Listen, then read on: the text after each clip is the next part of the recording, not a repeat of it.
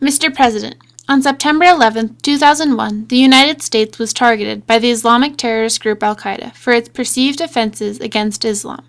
Our political, economic, and cultural role in the Middle East for the past 10 years has been significant.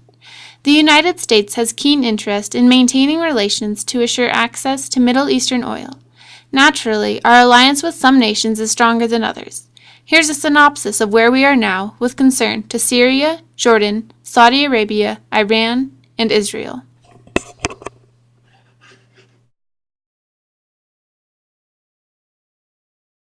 Throughout the past 10 years, Syria has been building and implementing chemical weapons that have had serious negative impacts on Syrian citizens.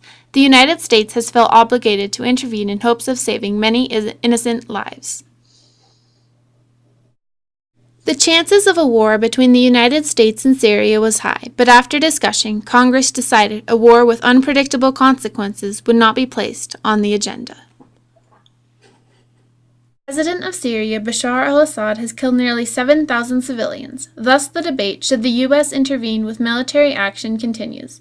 Because there is no one to sign a peace treaty on the rebel side, the killing will unavoidably continue for now, and Russia will continue to block international action to maintain their strong alliance.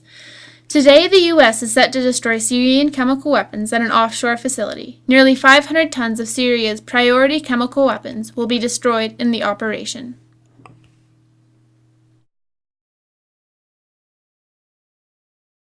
The U.S.-Jordan relations have been close throughout many different world conflicts. Through the complexities of the Middle East, Jordan and the United States have demonstrated a strong alliance. While the turmoil continues in Syria, the United States has been in correspondence with Jordan.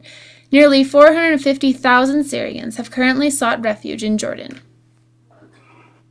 The U.S. has given billions of dollars to help Jordan maintain and develop infrastructure, which deepens the alliance. It will be crucial to continue the partnership while tensions between the Middle East and the United States increase.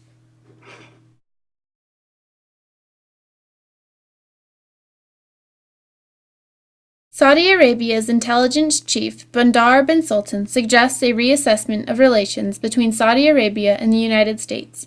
The reasoning behind these thoughts correlate with the belief that Washington has failed to act effectively on the Syrian crisis and the Israel-Palestine conflict.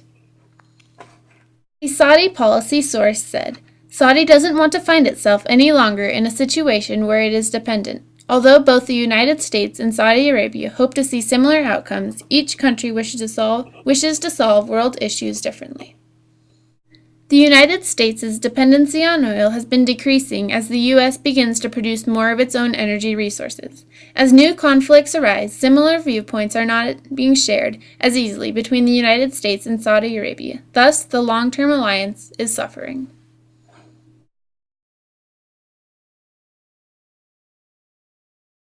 Today, the challenge is to slow Iran's nuclear program while maintaining ties with Saudi Arabia and Israel. Mr. President, after seeking better relations with Iran, a deal has been reached to limit Iranian nuclear plants. One expert believes it now seems conceivable that Iran could have a role in coming Syrian peace talks. The goal is a 6-month agreement to halt Iran's nuclear program while offering incentives to Iran.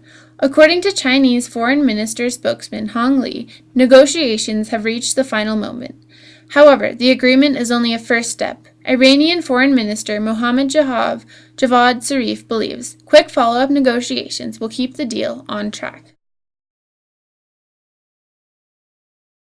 While the United States begins to strike deals with Iran, the U.S.-Israel relations have been tested. Israel stands in contrast to the United States' position with Iran.